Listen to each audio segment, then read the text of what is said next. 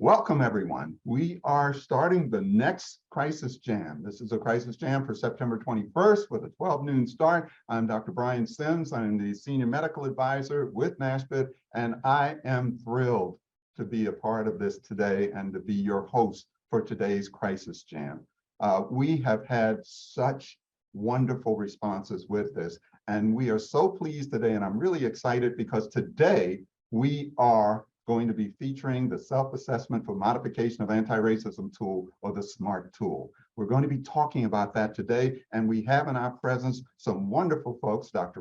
Talley will be speaking a little bit later on as our feature presenter. We'll also have some wonderful comments in the section by Dr. Shrinka, as well as Dr. Chuck Browning, who's going to give us the discussion format as we go through this.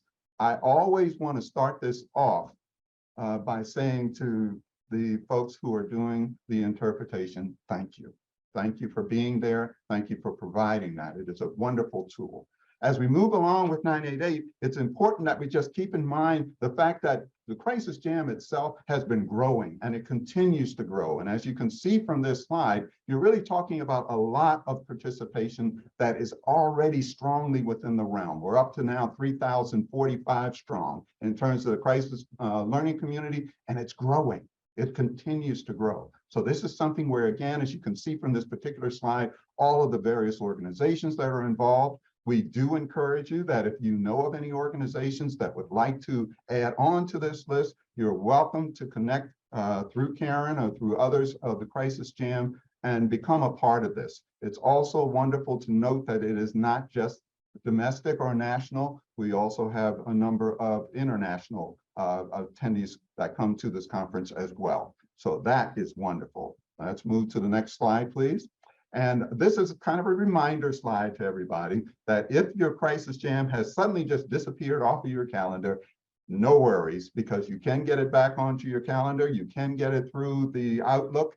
All you need to do is go into the section and just click on that particular portion. When you go into talk.crisisnow.com, what you will see are a number of things. And this is a particularly important slide today, only because we'll be talking about it a little later, but we will not be having a Crisis Jam next week or the week after that. We will resume again on October the 12th.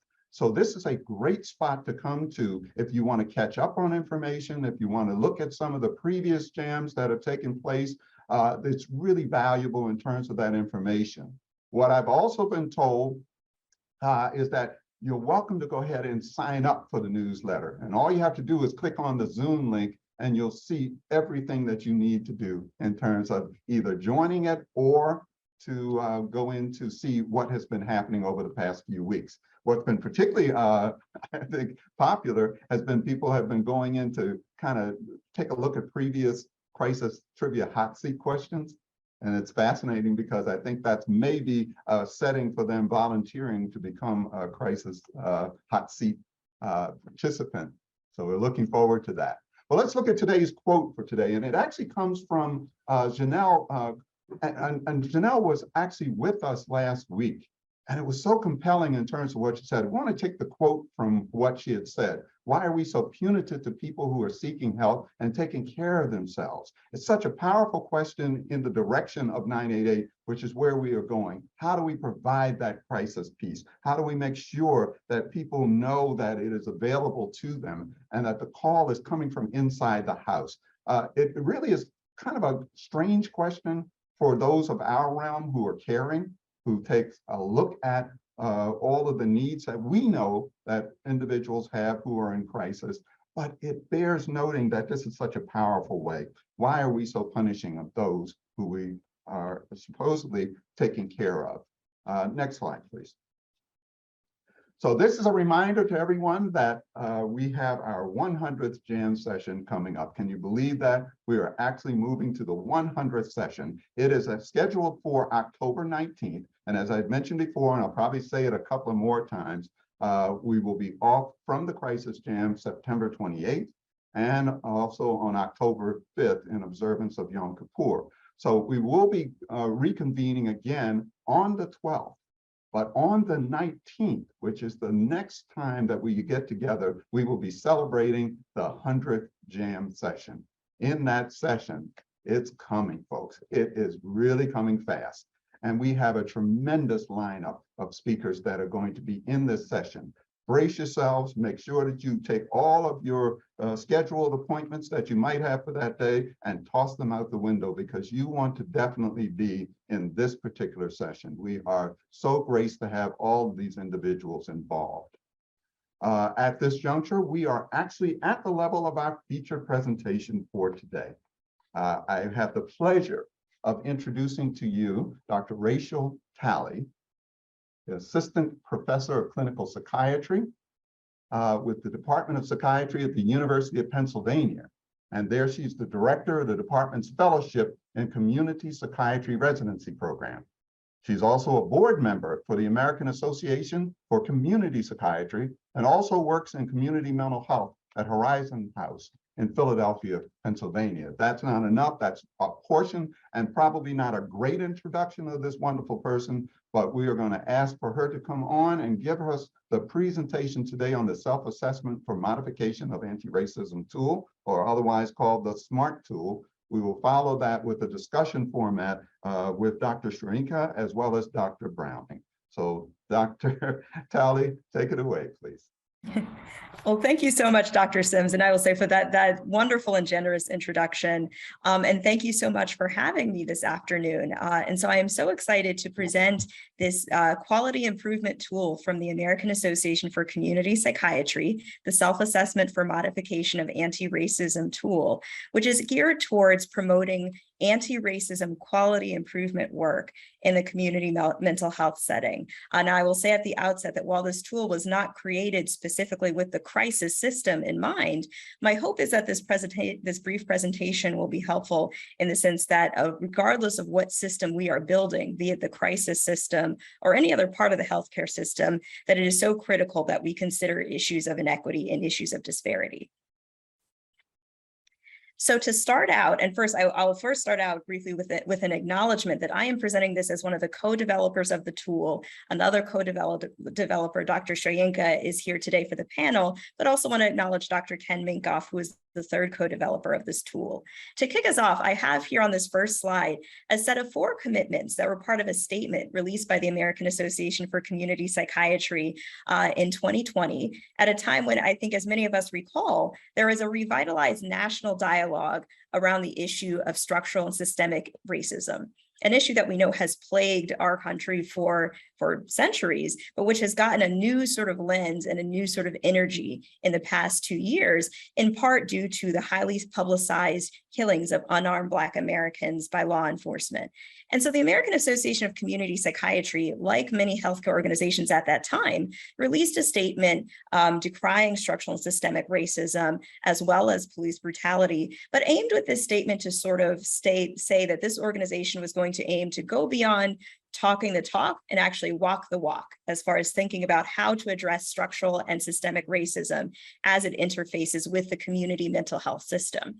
So with that framing, basically the AACP's thought was, what next? How do we walk the walk and basically move from this statement to a concrete action that can help us to address structural racism in community mental health? We can go on to the next slide.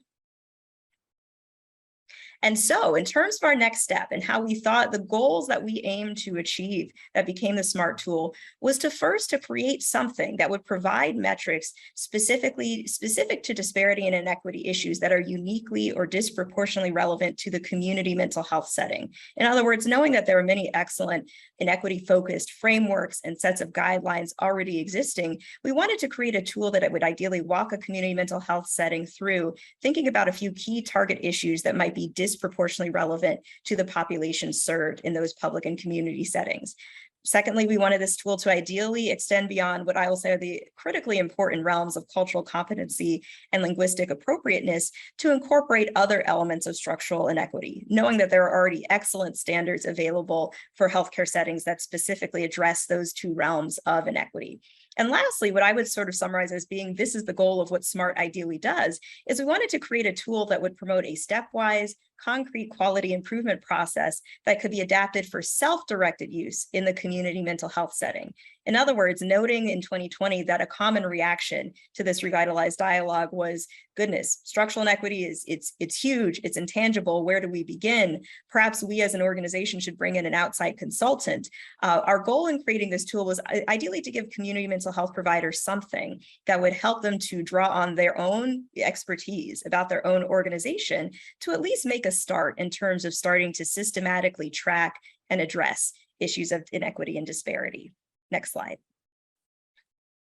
And so as part of our process to develop the SMART tool, and this slide is just a snapshot of one of several steps of the process, our process in creating this, while it wasn't a formal research process, we aim to be informed by the research evidence, prior inequity frameworks, as well as the extensive knowledge and expertise of the American Association for Community Psychiatry's membership. For those who aren't familiar, the AACP represents public and community mental health providers across the country, who of course all have a range of expertise in diverse community mental health settings. And so after drawing on the expertise of our membership through a membership town hall, our board gathered and basically boiled down a set of potential key target areas to consider for inclusion in the SMART.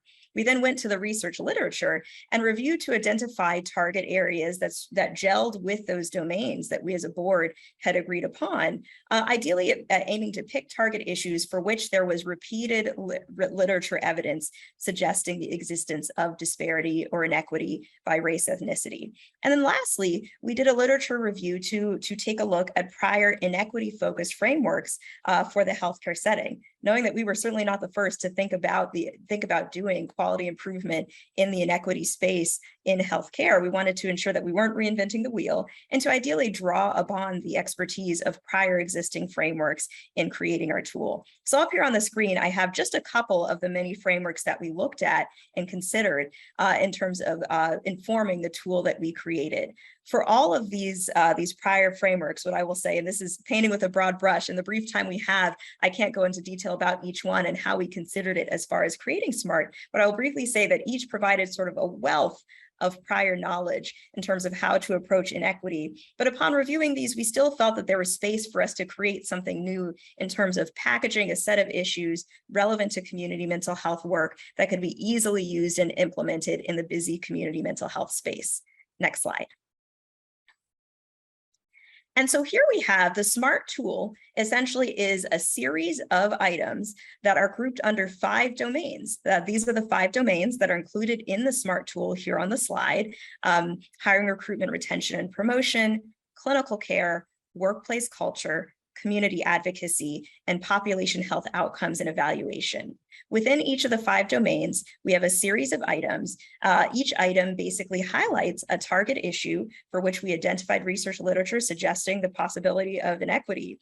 And the goal with this tool is for an organization to go item by item, consider the question for each item, and then rank their organization in terms of where they see this organization as falling along that item, coming to consensus through a group process that I'm going to describe in a moment. Next slide. So here we have described the recommended SMART process. And so SMART is a document that, again, has these 5 domains. Under these domains, there are items that, and I will give an example of an item in a moment. And so our goal for how SMART is implemented is that ideally a mental health organization basically stakeholders from that organization come together for a group conversation. Ideally, that stakeholder group represents a diverse group of staff, both diverse in terms of identity, but also diverse in terms of level of authority in the organization. In other words, our ideal would be that this stakeholder group would include representation from upper executive leadership, as well as representation from the front lines to ensure that diverse perspectives on the operation of the organization are included. The goal is that the stakeholder group comes together, goes item by item on the SMART, and for each item has a group discussion to come to consensus on where would we rank ourselves amongst the 5 options in this item for this tool. The goal here is that the conversation ideally is a valuable part of the process, that something is lost if individuals each take the SMART tool and look at it just by themselves and consider where they might personally rank the organization, that we hope that part of the value that is brought here is the group discussion that each item promotes as far as its relevance to the organization. Once the group comes together, looks at each item and comes up with a consensus score, we offer space in the tool for the organization to generate an action plan. So in other words, to pick one or two target items from amongst the items in the SMART that they feel are most priority based on the goals of the organization, or perhaps based on their ranking, and comes up with a plan for how to address that issue and ideally move a bit further along in their ranking on the SMART. The idea is then to come together again in about 6 to 12 months after their implementation of that action plan to reassess and decide whether progress has been made. Next slide. So to make this a little bit more concrete for the group, here is an example of a SMART item. And so again, this is an item within the domain of hiring, recruitment, retention, and promotion. And so this is the typical setup of an item within SMART that we would present to the stakeholder group within an organization to consider. So thinking about this issue of promotion practices, we would ideally look for this stakeholder group to come together and come to consensus on, would we rank ourselves a 1? This is an issue we haven't even considered and don't track, and we don't have processes in place to address it. Are we perhaps a 3, where we do tracking on this issue and have noted some issues of disparity and maybe have started the beginning steps of putting together a process to address those disparities? Are we a 5? Are we completely on top of this issue? We track it, we have processes in place to eliminate disparities, and we are all set. And so the goal is for an organization to go item by item, ranking themselves, ideally with the lens that finding that one ranks a 1 certainly doesn't mean that this is a negative thing. It means great, an opportunity for improvement. This is an issue we've never considered. Perhaps we can make a start in terms of moving ourselves further up this scale. Next slide. And so with that, before transitioning into our discussion portion, I will just share that if there is one thing that I might hope that you would take away from this presentation, it is to consider trying the SMART tool out. The SMART tool is freely available on the American Association for Community Psychiatry's website. The link is up here in the slides, and I hope can be distributed after the presentation as well. In addition to the SMART tool itself, we have posted a feedback survey, because a goal in this early adopter phase is we very much want feedback from organizations on what is the process like to implement SMART, what works well. Perhaps more importantly, what could be different? How can we edit or adjust this tool to make it a better fit to promote anti-racist work? As far as additional supports for implementing the SMART, the AACP also provides office hours in which you can meet with myself or one of the other co-creators of the tool for additional support. And we are at this stage in the process working on collecting early adopter feedback in terms of what it is like to implement this tool in the mental health organizational space.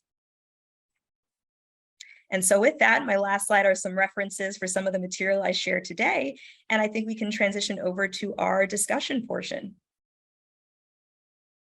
Well, before we even do that, let me just say, Dr. Talley, phenomenal, phenomenal. The amount of information that was available in that short period of time, you did an outstanding job of kind of opening those doors. I did have just maybe a couple of questions, or maybe even a comment question before we go to Dr. Sharinka and Dr. Browning. I just wanted to emphasize that what I took away from this presentation, and it was wonderfully orchestrated, was the internalness of this particular assessment tool. I mean, many of the systems or states that we hear from have all said, you know, they're worried about outsiders viewing how they are progressing or not progressing. So this is obviously a reminder that this is a tool definitely that works from the inside. The other piece that I love about it is that the emphasis is on group participation. So within your staff, you are actually empowering your staff by having them be a part of that assessment tool and a part of the solution.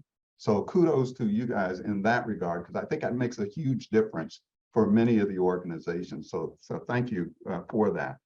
So I will at this point turn it over to Dr. Sharinka and Dr. Browning. Dr. Sharinka is Chief Medical Officer, and Dr. Browning is also Chief Medical Officer with RI International. So I don't know which one of you would like to go first, but we can certainly turn it to whomever.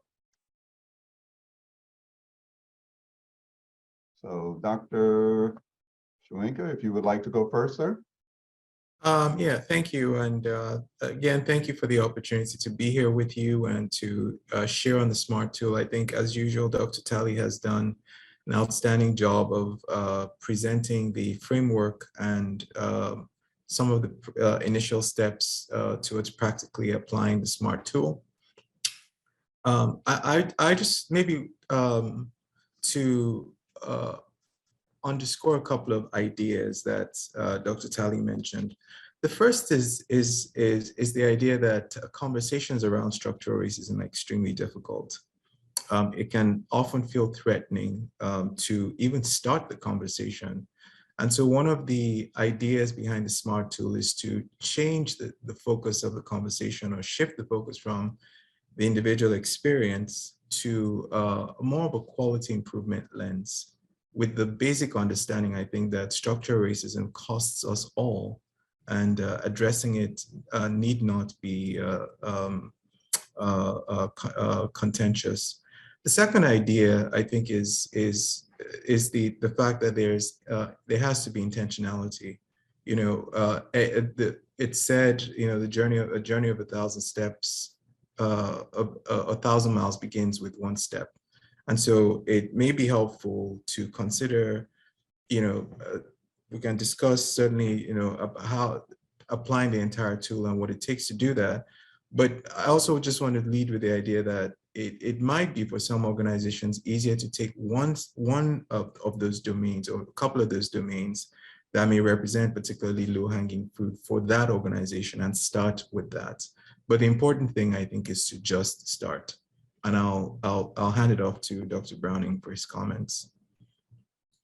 Thanks, Dr. Chewinka.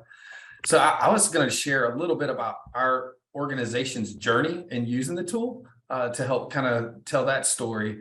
And so I first saw the SMART tool just from being a member of the AACP and seeing this new tool come up. And our organization has used organizational tools like this before, such as the Zero Suicide Toolkit, to help guide and work on continuous quality improvement with that.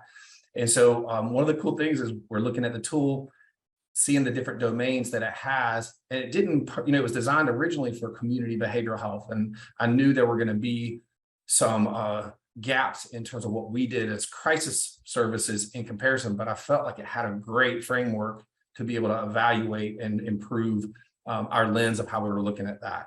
And so I discussed it with our leadership teams, including our Diversity, Equity, Inclusion Leadership Council and our Medical Leadership Council, because there were many clinical aspects in the clinical domain section that you can measure. And then we headed out for office hours. And so you, Dr. Chewinka, and Dr. Talley, and Dr. Minkoff participated with our group of leaders, walking us through how we might consider using the tool and adapting it to us as in a crisis service, giving us tips and ways to do it. So we started that journey in some meetings. And just about the time that we were starting that journey, we attended a talk that you and Dr. Talley led by one of our board members, Dr. Rochelle Head Dunham, who's been on Crisis Jam before. And her organization had also been going through it and used the online version of rating for some of their direct staff to be able to easily answer questions on that. And so we adopted a way to do different pieces based on the information that we needed to know in our organization across multiple domains. So we had our HR team involved in some of the hiring and recruiting questions. We had our Medical Leadership Council team looking at, with our EHR team, looking at some of our scoring for the clinical domains. And then our direct staff was asked, you know, along with other leaders, were answering questions about workplace culture and community connections in those domains. So it helped us get an initial consensus on scoring, and then drive some of our action items going forward. And so different groups are taking on initiatives to do that. So our scoring is kind of like where we thought it would be. And the best part of that is we've got a lot of room to improve, with our biggest focus being on increasing our systems where we can look at the data and have the demographics of racial differences comparing to some of the things that we want to measure, both in hiring as well as other elements. And I just am really appreciative of being able to use this framework. We've also come up with some ideas that we want to share back with the AACP about maybe other clinical metrics that are often used in crisis that it would be good to look at some of the racial disparity possibilities in those elements too. as a possible adaptation as we look at call lines and what they do, mobile support teams and what they do, and some of the metrics that go along with those 3 layers of crisis now. And then likewise, we also have intention to not just focus on racial disparities, but also through our DEILC, continue to drive improvement on looking at other groups and use the same concepts that the SMART tool has for that. So it's just been a really nice journey, and the framework of this, I just encourage people to be willing to take a look at it, and the support that we got from the AACP and being able to help guide us as we got going was fantastic. Great, and thank you, Dr. Browning, and thank you, Dr. Schwenka, for those comments. Doctor, to the entire team, really, just wanted to share with you, number one, that this whole tool, if you could monitor the chat box and you could hear what the states are saying, what you'll see is that it is a noteworthy tool that is much looked for. So I would see the responses being pretty robust from the comments that we're seeing in the chat box.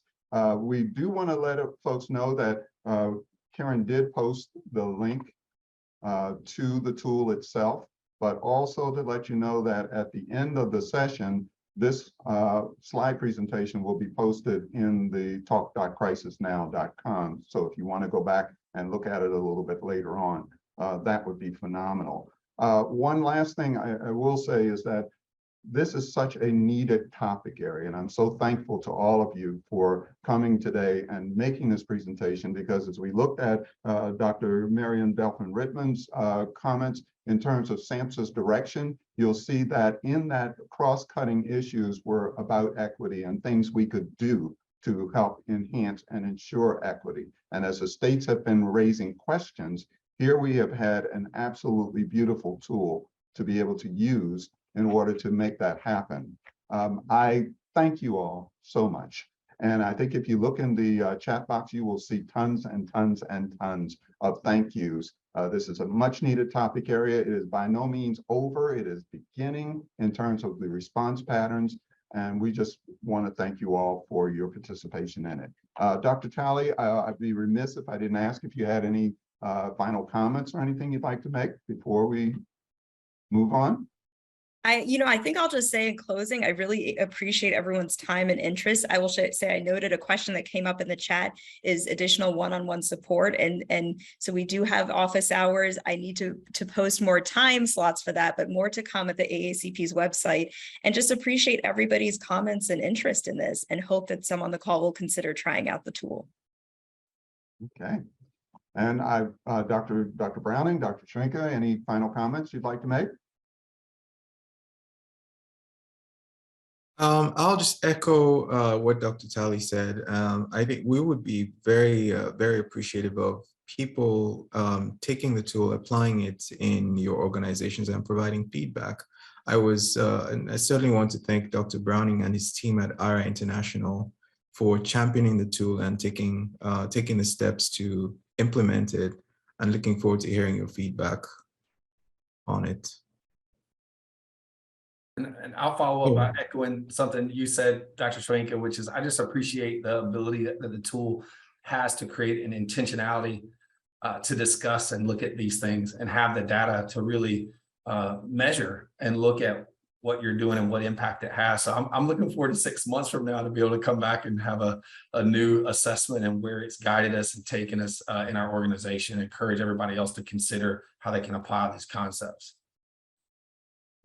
I'll just throw in one last thing, last thing. On the AACP website, the link that Dr. Talley shared earlier, there is a full-length seminar that was delivered a few months ago, this past summer actually, to the CBHL. It's a much deeper, a much more comprehensive overview of the SMART tool.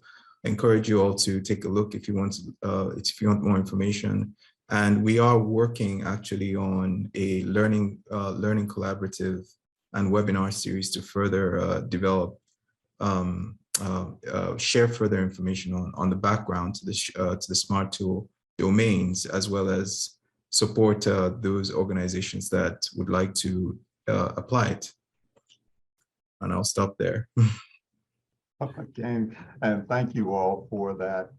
And we're going to move on in our discussion today. And just a reminder to everyone that these wonderful t-shirts, like what I'm wearing, are available to everyone. And we have both English and Spanish versions for anyone that would like to have it. If you would like to be in the crisis hot seat, you can get one for free. If you'd like to be a presenter, you can get one for free. So otherwise, you can go into the site and you can order one for yourself as well. You'll see some of the logos on the backs of the shirts, and you can select from any of those and make this t-shirt a part of where you are. What we maybe would like to see is a 100th Crisis Jam total vision of every participant wearing a t-shirt. Let's see if we can be robust in that and see if we can make that happen. Okay, and moving on to the next slide, please. All righty, we have made it to the Crisis Trivia Hot Seat. And we have the pleasure this morning of having with us this afternoon, excuse me, Dr. Deborah Pinels, who is known to all, and she is so gracious about joining us and actually placing herself in the crisis hot seat. So Dr. Pinels, thank you from all of us to you. We are looking forward to this, and we've already had a discussion before this group that Dr. Pinel gets a t-shirt, and maybe based on how she feels about me and the rest of the system after the crisis, we might give her a second one at my expense. But nevertheless, thank you again, Dr. Pinels, for stepping up at this last minute. So your crisis question for today is based on full implementation of 988, which requires a bold vision for the crisis care system that provides direct, life-saving services to all in need. So this leads to many questions about 988 and questions that, of course, SAMHSA has welcomed. So your question, Dr. Pinels, is before you, and what it says is, which of the following is not an answer on the SAMHSA 988 Basics Frequently Asked Questions website? Is it A, calls may be recorded for quality assurance? B, you may be required to provide personal data? C, calls are routed based on your phone's area code? Or D, for anyone, including substance use crisis? And you have some options here, Doc, as we do with everyone. You can choose to answer it on your own. You can phone a friend, if you will. We was only asked that you not phone any of the folks that were on our run of show, but nevertheless, you have that option, or you could go with the audience. So for all of the audience, we have the questions posted with the responses, and we'll ask at this time if you guys go ahead and answer that. And Doc, maybe that might be a little helpful to you in making a final decision. So if you would put your response in at this time, we greatly appreciate it. All right. Yeah, I want to see what that audience says. This is a bit of a toughie, and I want to just thank everybody who was chatting and wishing me luck. I'll do anything for a free t-shirt, and especially one that supports such an important function. So do I phone a friend? Well, I put in. Go ahead, Brian. Decide that, you can see the results of it, and as the audience is polled, it looks like a fairly large number are in favor of the answer being B, that you may be required to provide personal data as not the one. So I think I am going to take the bold step of going with what the audience answered, because that was what I answered. You may be required to provide personal data. I do not believe that is part of what would happen in a 988 FAQ on the website. And is that your final answer, Doc? That is, well, Bob Glover's on. Does he want to give a guess? He's a friend in the chat. I did this. I'm with a 72%. All right, then if that's where he is, then that's where I'm sticking. All righty, well then let's go ahead and reveal the response to see where we are, and you are absolutely correct. Woo! It is so good to see that. The audience did wonderfully, so kudos to you, Dr. Pinels, but as well to the audience, to Dr. Glover, to everybody that we went with this response, because indeed the may be required to provide personal data would be something that would be very much against the safeguards to address. So next slide, please. Okay. At this point, what I'd like to do is take a look at this piece here. When you contact 988, and again, this is something you've seen before, you've seen the context, but it's just to promote the fact that you don't have to say who you are or where you are. Understand you will get support from a trained crisis counselor. And these are important steps because these are things that people who are in crisis really need to have available to them right at the point. They can call or text 988 or chat on the line itself. But the interesting piece that I love in this is that small purple area that just says, there is hope. I think people in crisis just need to have that reminder that indeed there is hope. Next slide, please. But also in the latest crisis news, just want to point out again, the facts that about 98% of people who contact the 988 Lifeline are helped by the crisis counselor and the resources that are shared. This is great information, and it is very positive about the direction that 988 is going into. That the average number of daily contacts at 9,370, but about 1% of them have agreed to have their crisis counselor call 911. 1%, and in fewer than 1%, the crisis counselor must call 911 without the consent. So when you're looking at this, it says that a majority of individuals are engaging into the treatment perspective once that 988 call is made. The majority of them are connecting, and they're beginning to get the type of assistance that they truly need. Next slide, please. All righty. Now, before I actually go to the slide, I wanted to go backwards. I'm sorry, Dr. Shrinka. I wondered if you would have a few comments on the data that we had just presented. It's consistent with my understanding of the literature as well. Thank you. Very good, sir. Very good. Thank you. Thank you for that. All righty. Next slide, please. And we are now at our SAMHSA report. And we are pleased today to have with us Eitan Raskas with the Behavioral Health Crisis Coordinating Office at SAMHSA, the Chief of Staff there. And Eitan, you can take it from here, sir. Thanks so much, Brian. And I'm filling in for John today. For those of you who don't know me, my name is Eitan, and I'm the Chief of Staff for SAMHSA's 988 office.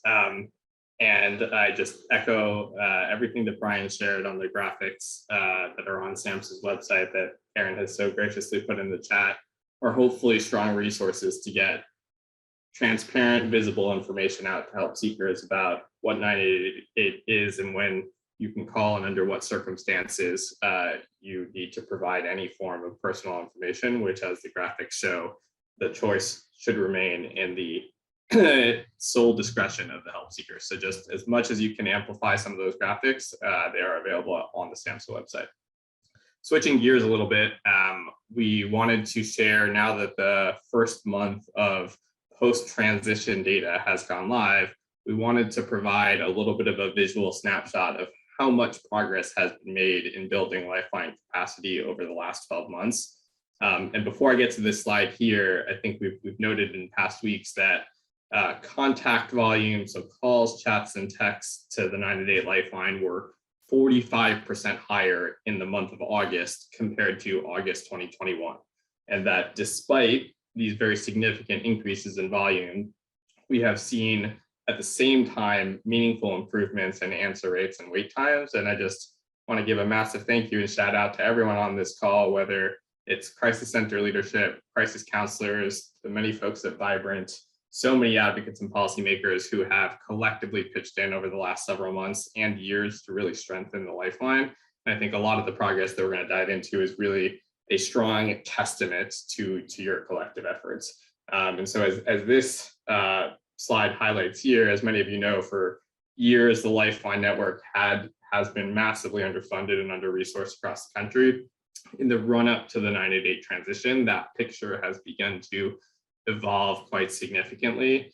What this slide represents and captures is the amount of federal funding to the 988 Lifeline starting back in 2007 all the way up until the transition. As you can see, the administration and Congress have increased funding levels just in this past year alone by roughly 18x, so up to 432 million compared to 24 million last year. And I think that the investment in this past fiscal year alone, the cumulative amount of the last 17 years does not hit the total of 432 million. So it's just a snapshot of the investment that has been made. And then the pages that follow start to show how these investments, paired with the passion and tireless work of so many folks on this call, have really started to make a significant and meaningful impact. So what you can see on this page in the rectangular bars is the amount of chats that have been answered monthly for the last 12 months, starting in August 2021 all the way up until August 2022. And the ovals at the top of the page represent the chat answer rate. So as you can see, we were at 30% answer rate in August 2021. And with much higher volume in August 2022, we are at a 96% answer rate and answering a lot more chats. So that's the story on chat answer rate. I think even more impressively is that people are not just getting answered a lot more frequently, but they are getting answered quicker. And so if you looked at the average speed to answer a chat last August, that was roughly 10 minutes for the average speed to answer for chats. In August 2022, that is down to 34 seconds. Moving on to text, which I believe is the next slide. The text answer rate has also improved dramatically from last year. And I would say the volume of text has skyrocketed. So you're looking at answering a few thousand texts last August for an answer rate of 63%. We're looking at a volume that is many X higher than that answered this past August, with an answer rate all the way up to 98%. And the comparable sort of speed to answer story here is true as well. If you look at the next page, the speed to answer for texts back last August was 24 minutes on average for a given text. That actually got a little bit higher in the subsequent months, as you can see in the gray bars. But since we have added a lot more capacity and injected more resources, which started to flow roughly around March, those bars have come down significantly. So now we're looking at roughly 1.5 minutes for text, and that number continues to improve. So I'd say that the chat and the text capacity, answer rate, speed to answer numbers are truly a massive testament both to investments as well as all the capacity build that has been made by folks on this call. I think the call story, which is to follow, is a little bit more nuanced, still shows improvements, but not quite as significant. And I think there's still a ways to go to continue to build capacity here. So if we flip to the next page, so calls, we have seen a tremendous spike in volume and answered contacts as well. We're answering tens of thousands of more calls this August compared to the previous August. And the answer rate has improved a few percentage points in that span of time as well. And if you flip to the next page, we are seeing those calls answered also at a faster clip. So down from 52 seconds last August to 36 seconds this August. I will say that chats and texts, which are still answered in a centralized network for the most part, operate differently than call response. And so since many of the calls are still being routed locally as we would like them to be for the first couple of minutes until they are rerouted if necessary to a backup center, the call response rates depend even more on the buildup of local capacity. So I think we hope to do as much as we can in partnership with localities and states and territories over the coming months to continue to boost the call response. We've seen a much higher response since the transition, but as you can see, there's still work to be done on that front. But just stepping back from this story overall, and I'm sure there may be some questions, and I'm happy to address anything that's come up in the chat. But I think that what this story tells, if there's one number that matters most, it's that 152,000 more contacts were answered this August than last August. So we are serving, it doesn't correlate exactly to people, but we are serving 152,000 more interactions than we would have last August. And that's a massive testament to the enormous amount of coordination, collaboration, and leadership from folks on this call. Tom, thank you for that. And yes, you are so right, sir. There've been a lot of response to that. But first of all, let me thank you for SAMHSA's leadership in this issue and continued guidance of all. There was a comment in there, I just wanted to kind of throw it out to you. It was a comment that said it would be great to have capability to contact callers later and get quality data that's fresh. Where this person says, I used 988 recently and wondered how to convey appreciation and feedback. Any thoughts on that, or has there been any talk about that kind of data? Yeah, I think it is a great question, and I would love and welcome follow-up on that. I mean, there's a certain small subset of calls and contacts to the Lifeline that are studied for quality assurance purposes, per the question that came up that Dr. Pinels accurately responded to. But I do think it is a challenge on both sides of the coin, both in terms of reporting experiences that may have been not fully positive, or in terms of expressing appreciation and gratitude for the call, that it can sometimes be challenging, other than folks reaching out directly to a crisis center to express that. So I think we would certainly welcome additional feedback on follow up to a caller's or a contactor's experience. Well, I think what you're seeing in the chat box, if you were looking at it, is the tremendously positive responses you're getting from various individuals. I think this is really wonderful news. This is extensively good news, and it says we're moving in the good direction. And while we still have a long way to go in terms of where it's headed, it obviously is moving in a direction that is very positive. So thank you again, and thanks SAMHSA for all that you guys are doing. We really do appreciate it. I will move now to the NASHBIT update. And in our NASHBIT update, we have today Dr. Deb Pinels, fresh off of her successful handling of the crisis hot seat. So Dr. Pinels. All right, Dr. Sims, thank you so much. Again, thanks for everybody supporting me. I think we have a slide from NASHBIT that got inserted. Yep, there we go. So today, I wanted to focus to keep up with our theme of diverse populations and thinking about how we can meet the needs of people and all people who come through crisis services. NASHBIT wants to talk a little bit about persons with intellectual and developmental disabilities, as well as those with co-occurring mental health conditions.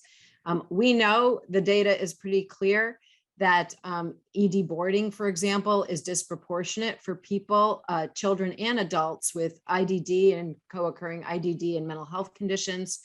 We know that we want our crisis services to be able to be responsive to people regardless of their backgrounds and their needs. And so what we have to do is really be mindful and think about how to build out crisis services to reflect the capabilities that are going to be necessary to meet those diverse needs of populations. So we have a couple of resources that I just want to flag for just this kind of information minute. First of all, NASDs, the national, which is the NASHBIT counterpart, but it's the National Association of State Developmental Disability Services, Directors of Developmental Disability Services, has something called the Capacity Building Institute, which is supposed to, which is being launched, has been launched. Several states are already participating to look at people with dual diagnosis and figure out how to better serve them across state agencies, funding streams, et cetera. That's a major resource that people should know about. We also put a paper on behalf of SAMHSA out, NASHBIT did in 2020, Crisis Services addressing the unique needs of diverse populations, which has a whole section in it about crisis services for people with IDD.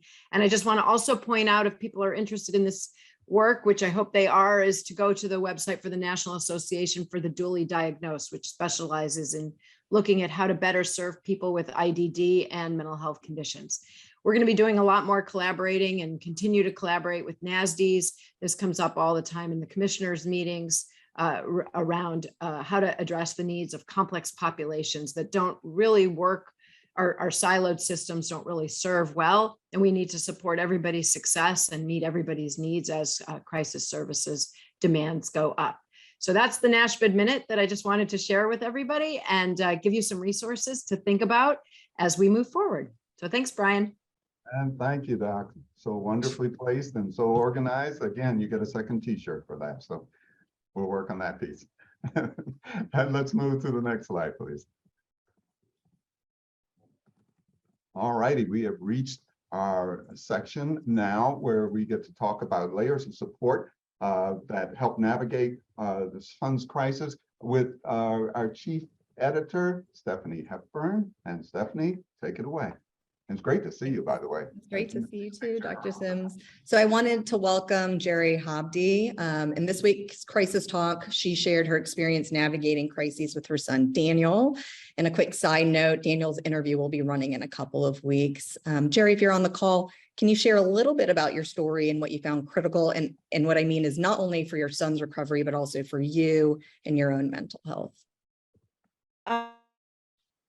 I'm sorry, I was trying to unmute your question. Oh, yeah. Stephanie? Were you able to hear? You weren't able to hear that? Sure. No, No, what I I'm wanted, yeah. what I was asking is if you could share a little bit about your story, not just in terms of Daniel's own recovery, but what was supportive for you and what helped you along the way for your own mental health. Well, certainly, briefly, Daniel's recovery took about in total from beginning to end, and he's still in active recovery and doing great work. As a matter of fact, he's at a national conference this week. He just flew off this morning to do some work with NAMI. So I'm really, really proud of him. It was a difficult start. I guess it got really bad when he tried to commit suicide by police upon returning from Iraq. And for many years, he was in and out of substance abuse centers. He, of course, had the challenge of getting services from the Veterans Administration, which he finally did, and they've been very supportive since then. And ultimately, going to in Baton Rouge, he did relapse and made 2 visits, but it was at that point in which he decided and was supported and moving forward in his own recovery, as my good friend Tanja Miles says, for real, for real. And it made a difference. And through it all, being a family member